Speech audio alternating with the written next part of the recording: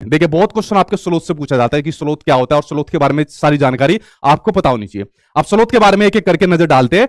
अब देखिए क्या क्या पॉइंट आपको स्लोथ के बारे में पता होनी चाहिए। ठीक है, स्क्रीन के ऊपर पूरा आ रहा है ना। चलिए देखते हैं स्लोथ के बारे में। देखो ये रहा आपका स्लोथ, इस तरीके से दिखता है। ठीक है, भालू जैसा दिखता है, लेकिन एक्चुअल में भालू नहीं होता है, दिखता है ऐसा ही है जैसे भालू हो। ठीक है, ये रहा आपका स्लोथ।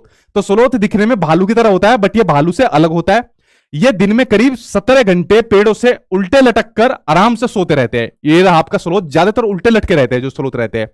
ये अपने 40 वर्ष के अपने जीवन में सिर्फ 8 पेड़ों पर ही घूमते हैं। ठीक है, कितने? सिर्फ 8 पेड़ों पर ही घूमते हैं। और ये सप्ताह में एक बार ही सोच के लिए पेड़ से नीचे उतरते हैं। जिस पेड़ में रहते हैं उसी के पत्ते खाकर अपना पेट भरते हैं। इनकी एक खासियत है, ये जिस पेड़ पर रहते हैं उसी के पत्ते खाते रहते हैं पूरी जिंदगी भर, जब तक उस पेड़ के पत्तों को खत्म ना कर दे। जब वो पेड़ खत्म हो जाएगा, उसके पत्ते सारे खत्म हो जाएगा, तो जो नजदीक का पेड़ होगा उसी के पास जाकर फिर उसके पत्तों को खत्म करना शुरू कर देते हैं। मतलब इतना आलसी जानवर है, बस इसके क्या ही कहने। ठीक है, तो इस स्लोथ के बारे में जितनी जानकारी है। अच्छा, एक बात और सिंपल सी आपको बात बता दूं। देखिए ये जितनी जानकारी लिखी हुई है, ये सभी वो जानकारी है जो आपके एनसीईआरटी के अंदर दी हुई है। इसके अंदर ना तो कोई जानकारी ऐड करना, ना इसके अंदर कोई जानकारी अपना कम करना। ठीक है, ना तो जानकारी यानी कि गूगल से देखकर और कोई जानकारी बढ़ा दो, या इसके अंदर कोई जानकारी को कम कर दो। ये सभी जानकारी आपकी एनसीईआरटी की किताबों के अंदर दी हुई है, ना तो कोई ज्यादा करनी है और ना ही इसके अंदर से कम करनी है। ठीक है, ये बात आपको विशेष ध्यान रखनी है, क्योंकि पेपर एग्जैक्ट आपको यही से पूछा जाएगा जो मैं ये चीज आपको बता रहा हूं। तो कोई चीज ज्यादा नहीं करनी और कम नहीं करनी। ठीक है, तो स्लोथ के बारे में आप लोगों को पता चल गया। अब बात करते हैं बाघ के ऊपर, बात करते हैं बाघ के बारे में क्या क्या चीज दी हुई है। ठीक है, आगे देखते हैं जी। देख रहे हो विनोद कैसे कैसे लोग हैं, स्वर्ग की रानी, ये क्या बोल रहे हो भाई? चलो भाई, सीटेट का नोटिफिकेशन जल्दी आपको देखने को मिलेगा। और देखो जब तक सीटेट का नोटिफिकेशन आएगा, फॉर्म आपके भरे जाएंगे ना, आपका सिलेबस वगैरह हो जाएगा। क्यों? आपकी क्लासेस चल रही है, आपने नोट जो आपको नोट्स दे रखे हैं, आप तब तक उनको कंप्लीट कर लिया होगा। आप लोग अपना कंप्लीट करके बैठे होंगे, अपनी प्रैक्टिस आपकी चल रही होगी। ये बात आपको पता मतलब चल जाएगी। ठीक है, जब लोगों के फॉर्म कंप्लीट होंगे, मतलब खत्म हो गए, आपका कोर्स कंप्लीट हो गया होगा। ठीक, चलिए बात करते हैं बाघ के ऊपर। अब बात करते हैं बाघ के ऊपर, बाघ क्या के बारे में क्या क्या चीज दी हुई है। बाघ अंधेरे में हमसे 6 गुना बेहतर तरीके से देख सकता है। उसके अलावा बाघ की जो मूछें होती है, ठीक, ये जो बाघ की मूछें आप लोग देख रहे हो, बाघ की मूछें हवा में जो कंपन होता है उसको भाप लेती है, जिससे उसे शिकार की सही स्थिति का एक्चुअल में पता लग जाता है कि शिकार किस तरह भाग रहा है, किस स्पीड से भाग रहा है। तो कंपन के प्रति ये रिस्पॉन्स कर लेता है। ठीक है, और इससे वो अंधेरे में भी रास्ता ढूंढ लेता है। ये जो मूछें होती है ना, बहुत हेल्प करती है बाघ की जो होती है। ठीक, बाघ अपने इलाके में मूत्र करके अपनी गंध को छोड़ देता है, और दूसरा भाग इस गंध को तुरंत पहचान लेता है कि भाई ये तो उस बाघ का इलाका है, इसमें जाना सेफ नहीं है, वरना मेरी खैर नहीं। ठीक, आगे और बाघ के बारे में और जानकारी देखते हैं।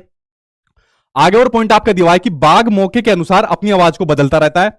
बाघ का गुर्राना 3 किलोमीटर दूर तक भी सुना जा सकता है। बाघ के दोनों जो कान होते हैं उनके बाहर की आवाज इकट्ठा करने के लिए अलग अलग दिशाओं में बहुत ज्यादा घूम भी जाते हैं। उसके अलावा बाघ हवा से पत्तों के हिलने, देखो कितना डिफरेंस मतलब पैदा ये पता लगा लेता है बाघ। जो पत्ते हिलते हैं और जो शिकार जो रहता है झाड़ियों के अंदर, ये पता लगा लेता है कि जो पत्ता हिला है हवा से, वो मतलब हवा की वजह से हिला है पत्ता, या जो शिकार है जैसे हिरन वगैरह, या उसकी वजह से पत्ता हिला है, तो पता लगा लेता है कि भाई मेरा शिकार है या हवा की वजह से हिला है। ठीक है, तो मतलब इतना तेज होता है, इसमें अंतर को भाप लेता है ये जो बाघ रहता है। ठीक है, ये बाघ के बारे में जो जानकारी होगी जो आपके एनसीईआरटी के अंदर दी हुई थी। तो बाघ आपका खत्म हुआ। अब बात करते हैं हाथी के बारे में। नंदू हाथी के बारे में बात करते हैं जो आपका एनसीईआरटी के अंदर दिया हुआ है। ठीक है, तो चलिए देखते हैं नंदू हाथी के बारे में क्या क्या पॉइंट आपका दिया हुआ है। चलिए बात करते हैं हाथी के बारे में। हाथी के बारे में क्या क्या पॉइंट आपको दिए हुए हैं। हाथी को पानी में और कीचड़ में खेलना बहुत पसंद है, इससे उसके शरीर को ठंडक मिलती है। हाथी के जो कान होते हैं वो पंखे जैसे होते हैं, आप लोगों ने देखे कितने बड़े बड़े कान होते हैं, और गर्मी लगने पर हाथी अपने कान हिलाकर हवा करता है। 3 महीने का जो हाथी होता है वो 200 केजी तक का वजन का होता है, और एक बड़ा हाथी दिन में 100 केजी से ज्यादा पत्ते और झाड़ियां खा लेता है। ठीक है, उसके अलावा हाथी बहुत कम आराम करता है, एक दिन में केवल 2 से 4 घंटे तक हाथी सोता है। ठीक, अभी और जानकारी इनके बारे में, बहुत सारी जानकारी हाथी के बारे में दी हुई है। आगे देखते हैं। हाथी जो होते हैं वो परेशानी आने पर एक दूसरे की मदद भी करते हैं। ये नहीं कि मतलब छोड़कर भाग जाते हैं, जैसे ये बाघ वगैरह शिकार करने आते हैं तो बाकी के जानवर छोड़ के भाग जाते हैं कि भाई तेरा होगा, हम तो जान बचाकर भाग जाए। ठीक, ऐसा हाथी बहुत कम करता है। उसके अलावा हाथियों के जो झुंड होते हैं उसमें केवल हथिनियां और बच्चे होते हैं। ठीक है, हाथियों के झुंड में केवल हथिनियां और बच्चे होते हैं, और इस झुंड में 10 या 12 हथिनियां और बाकी बच्चे होते हैं। और झुंड की जो सबसे बुजुर्ग हथिनी होती है वही पूरे झुंड की क्या होती है, नेता होती है। और 14 से 15 साल तक का जो हाथी होता है, जो नंदू जो रहता है, ठीक है, इस झुंड में रहता है, फिर वह झुंड छोड़कर आपका चला जाता है। तो ये हो गई हाथी के बारे में सारी महत्वपूर्ण जानकारी जो मैंने आपको बताई है, जो आपके एनसीईआरटी के अंदर दी हुई है। ठीक है। अब हाथी के बारे में, हाथी के बाद बात आ गई अब आप लोगों की। अब देखो आपके बारे में क्या क्या जानकारी दी हुई है। अच्छा ये तो लंगूर की बात आ गई, ठीक है। चलो भाई लंगूर के बारे में देखते हैं क्या क्या बात दी हुई है। चलो देखते हैं क्या क्या है लंगूर के बारे में। तो लंगूर में, जंगल में ऊंचे पेड़ पर बैठा लंगूर अपने आसपास आती मुसीबत को देखकर एक खास आवाज निकालकर अपने साथियों को मैसेज देता है और उन्हें चौकन्ना कर देता है। पता है लंगूर का क्या काम रहता है? ये पेड़ पर बैठा रहता है और पेड़ पर जैसे कोई शेर आया या कोई बाघ आया तो जैसी कोई इस तरीके की मतलब चेतावनी आती है, ठीक है, कोई अलर्ट डेंजर कोई आता है, इस तरीके का जानवर आता है तो अपनी आवाज निकालता है और जो बेचारे छोटे जानवर होता है उनको मैसेज दे देता है कि भाई भाग जाओ, आगे तुम्हारा काल, जल्दी जल्दी निकल जाओ। तो इस तरीके से मैसेंजर का काम करता है, मुखबिर का काम करता है कि जल्दी निकल लो भाई आगे, ठीक है, वरना गए तुम लोग। तो ये काम करता है लंगूर, ये वाला काम करता है, ठीक है। अब बात करते हैं कुत्ते की। तो देखिए कुत्ते के बारे में क्या क्या चीज आपको दी हुई है। कुत्ते के बारे में दिया हुआ है कि कुत्तों की गलियों में अपनी जगह बटी हुई है, सबको पता है भाई कितने इनके इलाके बटे हुए हैं, ठीक है। और उसके अलावा दिया हुआ है कि एक कुत्ता दूसरे कुत्ते के मल मूत्र की गंध से जान लेता है कि उसके इलाके में बाहर का कुत्ता आया था, ठीक है। और आपस में कितनी इनकी घनघोर लड़ाई होती है सभी को पता है, ठीक। और उसके अलावा कुत्ते के बाद बात करते हैं चूहे की। अब देखो कुत्ते को एक जगह और है, जैसे एंटी बम स्क्वाड रहते हैं या बहुत जगह पर कुत्तों की हेल्प भी ली जाती है। सूंघने की क्षमता बहुत ज्यादा इनके अंदर रहती है, जैसे बम वगैरह कहीं पर इंफॉर्मेशन मिली तो वहां पर इनकी हेल्प ली जाती है क्योंकि सूंघने की क्षमता तेज रहती है। या किसी को इन्वेस्टिगेट करना है या कोई चोरी करके भाग गया, उसका कुछ क्लू मिल गया तो इनको वो सूंघाया जाता है, जो भी उसका मतलब कुछ क्लू मिलता है। तो बहुत जगह इनकी हेल्प ली जाती है, पुलिस में ली जाती है, आजकल आर्मी वगैरह के अंदर इनकी हेल्प ली जा रही है। तो मतलब बड़ा इंपॉर्टेंट आपका जानवर है जो आपका कुत्ता है, ठीक है। एक हमारी गली वगैरह के अंदर ही है, ठीक है। मेरे भाई को ही काट लिया कुत्ते ने, बाइक के ऊपर आ रहा था। चलो आगे बात करते हैं चूहे के ऊपर। देखो चूहे के बारे में क्या बात दी हुई है। चूहों की देखने की क्षमता कम होती है लेकिन इनके सूंघने की, छूने की और टेस्ट करने की क्षमता अधिक होती है। सभी को पता है चूहे के बारे में क्या क्या बात है, ठीक है, बताने की जरूरत नहीं है। उसके अलावा अब बात करते हैं जो इनके दांत है, ठीक है। कुछ जानवरों के दांतों के बारे में बात करते हैं और कानों के बारे में। पहले बात करते हैं मगरमच्छ के। मगरमच्छ के छोटे छेद जैसे कान होते हैं, देखो दिखेंगे भी नहीं आपके मगरमच्छ के कान, देखे किसी ने, ठीक है, ट्राई करना थोड़ा इसके नजदीक जाकर, लेकिन आसानी से दिखाई नहीं देते। और जो आपका छिपकली होती है इसके भी छोटे छेद जैसे कान होते हैं, इसके भी नहीं दिखेंगे, मैंने कहा ना अभी तो आपको दिखे भी नहीं। ये आपकी सर्दियों में चली जाती है, खास मौसम में जो जाने वाली जो आपका जीव है वो आपका छिपकली होती है। जो मछलियां होती है वो खतरे की चेतावनी एक दूसरे को बिजली तरंगों से देती है। ये आपका सीटेट में पूछा गया क्वेश्चन है, ठीक है। ये कैसे देती है? बिजली तरंगों के माध्यम से क्या देती है? मछलियां खतरों की चेतावनी एक दूसरे को देती है। दूसरी बात है जो मछलियां जो श्वसन करती है, जो ऑक्सीजन लेती है, वो कैसे करती है? वो करती है आपका गलफड़ों की हेल्प से। ये आपका सीटेट में आया हुआ क्वेश्चन है, कैसे लेती है? आपका गलफड़ों की हेल्प से लेती है। अब देखिए क्या होता है, जो पानी होता है, पानी के अंदर क्या होता है? ऑक्सीजन होता है। तो गलफड़े जो होते हैं, गलफड़ों की हेल्प से पानी को अंदर लेती है और पानी को अंदर लेने के बाद जो पानी के अंदर ऑक्सीजन होता है वो गलफड़ों की हेल्प से, गलफड़ों के प्रोसेस से उस ऑक्सीजन को अपने अंदर ले लेती है, ठीक है। इसलिए बिना पानी के मर भी जाती है, ठीक है। तो गलफड़ों के द्वारा अपनी श्वसन प्रक्रिया को चलाती है, ठीक। तो बिजली तरंगों के माध्यम से खतरों की चेतावनी एक दूसरे को देती है। ये मछलियों के बारे में पॉइंट हो गया। अब बात करते हैं गिलहरी की। देखिए गिलहरी के बारे में देखते हैं क्या देते हैं। गिलहरी के दांत, ये सीटेट के एग्जाम में पिछली बार, ऑनलाइन एग्जाम में कई बार आ गई गिलहरी, ऑफलाइन में तो बहुत बार आती थी, ठीक है, लेकिन ऑनलाइन में भी पिछली बार देखने को मिली, बीच में कहीं चली गई थी गिलहरी। गिलहरी के जो दांत होते हैं, आप लोग देख रहे हो ना, ये आगे वाले जो ये दो दांत है, ये वाले जो दो दांत है, तो गिलहरी के दांत हमेशा बढ़ते रहते हैं और दांतों से काटने और कुतरने के कारण इनके दांत जो होते हैं ये घिस जाते हैं। आपको इनके दांत पर विशेष जोर देना है। जब आप लोग देखोगे ना प्रीवियस ईयर के क्वेश्चन, गिलहरी कई बार आपके एग्जाम में आई हुई है, ठीक है, ये बात आपको ध्यान रखना है। अब गिलहरी के ऊपर बात करते हैं बिल्ली के दांतों के ऊपर। देखो बिल्ली के दांत देखो, तो बिल्ली के दांत जो होते हैं नुकीले होते हैं, आप लोग देख ही सकते हो बिल्ली के दांत, ये रहे नुकीले, जो मांस को फाड़ने और काटने के काम आते हैं, ये बिल्ली के दांत हो गए, ठीक। अब देखो आगे कौन से जानवर के दांत है, ये आपके गाय के दांत। तो गाय के जो आगे के दांत है, जो ये वाले दांत आप लोग देखते हो, ये वाले, ठीक, जो गाय के जो आगे के दांत है वो पत्तों को सिर्फ काटने के काम आते हैं। लेकिन जो पीछे के दांत है, जो पीछे के वाले दांत है, ठीक, जो पीछे के दांत है वो चपटे और बड़े होते हैं, जो घास चबाने के लिए होते हैं, ठीक है, मतलब कुछ हैवी चीज को काटने चबाने के लिए होते हैं गाय के जो पिछले दांत है। अब देखिए गाय की जब बात हो रही थी तो इसके अंदर एक वार्ली जनजाति होती है। अब बेसिकली आपके एनसीईआरटी के अंदर, आपके सीटेट के एग्जाम में बहुत भर भर के क्वेश्चन पूछे जाते हैं, डिफरेंट डिफरेंट जो आपके स्टेट होते हैं, जैसे आपका महाराष्ट्र हो गया, गुजरात हो गया, राजस्थान हो गया, XYZ जितने भी आपके स्टेट होते हैं।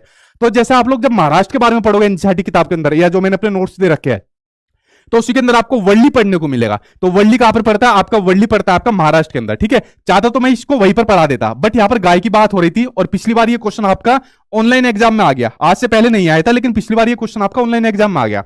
तो महाराष्ट्र के अंदर एक वर्ली जनजाति है, ये आई थिंक मुंबई के आसपास में ही ये जनजाति है, वर्ली जनजाति। तो वर्ली जनजाति के लोग वर्ली कला के लिए बहुत फेमस है, ठीक है। वर्ली कला वहां पर बहुत फेमस है, पेंटिंग वगैरह, चित्रकारी वगैरह बनाते हैं वहां के लोग। लेकिन जो वर्ली कला ये जो बनाते हैं उसमें ये क्या काम करते हैं, गाय का जो गोबर होते हैं उसका भी यूज करते हैं, मिट्टी का जो होती है उसका भी यूज करते हैं, और उनसे इस चित्रकारी को इसको बनाते हैं। ठीक है, तो मैंने सोचा यार इस पॉइंट को इसी के अंदर ले दूं, जब कभी महाराष्ट्र वगैरह का यूज होगा तो वहां पर उसको बता दूंगा। ठीक है, तो ये इस पॉइंट को मैंने गाय की वजह से यहीं पर ऐड कर दिया। ठीक, आई होप आप समझ गए होंगे वर्ली के बारे में, जब वो चैप्टर आएगा तब बता दूंगा, वरना नोट्स के अंदर आप लोग पढ़ लेना वर्ली के बारे में जो महाराष्ट्र के अंदर आपको दिया हुआ है। ठीक, यहां तक आई होप आपको क्लियर हो गया होगा। अब बात कर लेते हैं सांपों के बारे में। अब सांप के बारे में देखिए क्या क्या चीज दी हुई है, इसके बारे में अब बात करते हैं। ठीक जी सर, आप हम लोगों के लिए सीटेट को बहुत आसान कर दिया, नहीं तो लोग छोटे छोटे एग्जाम को भी 4,000 5,000 तक के बिजनेस बना दिया है। Number 1 teacher for CTET. ठीक है दक्ष दास, ठीक है। वैसे तो यार सीटेट इतना बड़ा एग्जाम भी नहीं है, ठीक है, और वैसे भी मैंने तो फ्री क्लास ही चला रखी है सीटेट के लिए, मैं तो कभी कहता भी नहीं आपको क्लास लेने की जरूरत है। एक आपको छोटा अमाउंट नोट्स के लिए रख रखा है, क्योंकि आप ताकि किताब के लिए इधर उधर ना भटको। ठीक है, आपको किताब लेने के लिए भी मैंने टेंशन खत्म कर रखी है। अब बात करते हैं सांप के ऊपर, सांप के ऊपर आ जाते हैं। देखिए सांप के बारे में आपके एनसीईआरटी के अंदर क्या दिया हुआ है उसके बारे में पढ़ लेते हैं। हमारे देश में केवल 4 तरीके के जहरीले सांप पाए जाते हैं, जिनका नाम है आपका नाग, करैत, दुबैया और अफाई। ठीक, नाग, करैत, दुबैया और अफाई, 4 तरीके के जहरीले सांप पाए जाते हैं। इन पॉइंट को ध्यान रखना, एनसीईआरटी के अंदर ये सभी पॉइंट है, और ये सभी पॉइंट आपके एजीटीज उठ कर आते हैं। ठीक, इन्हीं में से आपका पॉइंट उठ कर आ जाते हैं। जब सांप किसी को काटता है तो उसके 2 खोखले जहर वाले दांत, अब देखो एनसीईआरटी के अंदर क्लियर लिखा हुआ है कि सांप के जो दांत होते हैं 2 खोखले दांत होते हैं, बट जो पब्लिकेशन वाले रखते हैं उन्होंने रखे हुए थे शुरू में 4 खोखले दांत। जैसे मैंने बताया ना वो जलवायु परिवर्तन वाला, तो मैं जलवायु परिवर्तन नहीं बताता था, मैं उनकी खाली की वजह से बताता था, और मैं 2 खोखले दांत बताता था। बट वो बच्चा क्या होता था, वो पब्लिकेशन की किताब पढ़ता था, उसमें क्या पढ़ता था 4 खोखले दांत। वो कहते यार सर गलत पढ़ा रहे हो यार, जो है वहां भी गलत बता दिया, यहां भी गलत बता दिया। तो सांप के आपको ध्यान रखना है उसके 2 खोखले दांत होते हैं, जिससे वो काटकर अपना जहर को इंजेक्ट करता है दूसरे के अंदर। ठीक है, तो सांप के कितने खोखले दांत होते हैं, 2 खोखले दांत होते हैं जहर वाले। उनसे क्या काम करता है, व्यक्ति के अंदर शरीर में जहर उसका चला जाता है। अब जब जहर व्यक्ति के अंदर चला जाता है तो जहर से बचने के लिए उस व्यक्ति को सीरम नाम की एक दवाई दी जाती है। ठीक है, सीरम नाम की एक दवाई दी जाती है जो सांप के जहर से ही बनाई जाती है, और ये ज्यादातर जितने भी स्वास्थ्य केंद्र होते हैं उन पर ये दवाई आपकी अवेलेबल होती है, ये जो दवाई बनाई जाती है सीरम से। ठीक है, तो आप लोग समझ गए कि सांप के काटने की जो दवाई, सांप के से क्या बोल रहा हूं मैं भी, सांप ने जो काटा और उसके बचाव की जो दवाई होती है वो सांप के जहर से बनाई जाती है, और जो ज्यादातर आपके स्वास्थ्य केंद्रों पर आपको देखने को मिलती है। ठीक, सांप के दांत नुकीले होते हैं, लेकिन वह अपने शिकार को चबाकर नहीं खाता कभी भी, बल्कि पूरा का पूरा निगल जाता है। सांप के बाहरी कान नहीं होते। अब देखो एक महत्वपूर्ण पॉइंट आपको ये समझ में आ गया। आप कहोगे सर आज से पहले तो हम इसको जानते ही नहीं थे। सांप के बाहरी कान नहीं होते, वह जमीन पर हुए कंपन को, यह सबसे ज्यादा बार आपके सीटेट के एग्जाम में आया कि वह जमीन पर हुए कंपन को, जो कंपन होता है उसको ही सुन पाता है। देखो अब सांप के तो कान नहीं होते। आप कहोगे सर हमने तो मूवी के अंदर देखा है जैकी श्रॉफ बीन बजाता है कि बीन बजाओ तुझे बुलाऊं, और दुनिया भर के सांप को बुला लेता है। ठीक है, और उसके बाद अमरीश पुरी के ऊपर टूट जाता है। और भी मूवी के अंदर देखा है बीन बजाते हैं और सांप बीन को सुनता है और चलाता है। जब सांप के कान ही नहीं है तो कहां से आ जाएगा वो सुन के? सिंपल सी एक बात बताओ, तो मूवी वाले बेवकूफ बनाते हैं यार, जब कान ही नहीं है अगले आदमी के तो सुनेगा कहां से वो? सांप क्या काम करता है, जो जमीन पर कंपन होता है, ठीक है, उस कंपन के प्रति रिस्पॉन्स करता है वो। ठीक है, तो आपको ये बात समझनी है, सीटेट के एग्जाम में सबसे ज्यादा जो सांप का ये पूछा जाता है वो यही पूछा जाता है कि सांप के कान नहीं है बट जमीन के प्रति, अपना कंपन के प्रति रिस्पॉन्स करता है वो। ठीक है, और फिर अपना कुछ ना कुछ प्रतिक्रिया देता है, ये बात आपको समझनी है। ठीक है, तो जो बीन बजाता है, जो जैकी श्रॉफ या दूसरा एक्टर जो बीन बजाते हैं, पागल बनाते हैं और मूवी के अंदर हमारा भी बेवकूफ बनाया था। ठीक है, इस तरीके से कोई कुछ काम नहीं करता। उसके अलावा सपेरे को कालबेलिया कहा जाता है, जो सांपों को पालते हैं उनको कालबेलिया कहा जाता है। और कालबेलिया नाच में, यानी जो ये लोग डांस करते हैं उसमें क्या कहा जाता है, सांप जैसी मुद्रा यानी पोजीशन करते हैं। ये जितने भी अपनी डांस करते हैं, पोजीशन करते हैं, तो सांपों जैसी करते हैं। बेसिकली सांप को अपने बच्चों की तरह पालते हैं। मतलब आप लोग इनके सामने ये कहोगे कि भाई हम आपको लाख रुपए दे दोगे, नहीं लेने के, अपने बच्चों की तरह पालते हैं। ठीक है, इतना महत्व देते हैं सांपों को ये लोग, जो कालबेलिया लोग होते हैं, कालबेलिया जो प्रजातियां होती है। ठीक है, मतलब दहेज में भी सांपों को देते हैं, तो इतना मतलब सम्मान देते हैं सांपों को। ठीक है, अच्छी बात है, मतलब करना चाहिए इतना। तो आगे दिया हुआ है कि सांप खेतों में फसलों को चूहों से बचाने में मदद करता है। देखो वैसे तो हर जगह पर ज्यादातर एनसीईआरटी में दिया हुआ है कि जो आपका केचुआ होता है उसको किसानों का मित्र कहा जाता है। अभी आने वाला है आगे कि केचुए को किसानों का मित्र कहा जाता है, बट कुछ जगह पर मैंने देखा है कि सांप को भी किसानों का मित्र कहा जाता है, बट आपको केचुए के साथ ही जाना है। ठीक है, लेकिन कई जगह पर सांपों को भी कहा गया है। ठीक है, इसी वजह से, क्योंकि ये भी मतलब हेल्प करता है किसानों की, जैसे चूहे वगैरह को बता दिया। आगे दिया हुआ है कि सांप सुन नहीं सकता। ठीक है, तो यार वो जैकी श्रॉफ बीन क्यों बजाता है और सांपों को क्यों बुला लेता है? वे केवल बीन के हिलने से ही उसके अनुसार अपना सिर हिलाते हैं, जिसे लोग नाचना कहते हैं। ठीक, सांप के बारे में बात हो गई, आगे देखते हैं। कालबेलिया जाति के रोशननाथ जी, जिनके बारे में आपका एनसीईआरटी के अंदर जिक्र दिया हुआ है, अपनी जाति में बहुत मशहूर थे। वे बहुत आसानी से खतरनाक और जहरीले सांपों को पकड़ लेते थे। ये इनका जिक्र रोशननाथ जी के बारे में है। ठीक है, जो बीन बजाते हैं तो वो सूखी लौकी से बनाई जाती थी। वो जो बीन बजाई जाती थी, ठीक है, जो बीन बजाते हैं सूखी लौकी से बनाई जाती है। इसके बारे में और आप लोग देख लेना। तो सांपों के बारे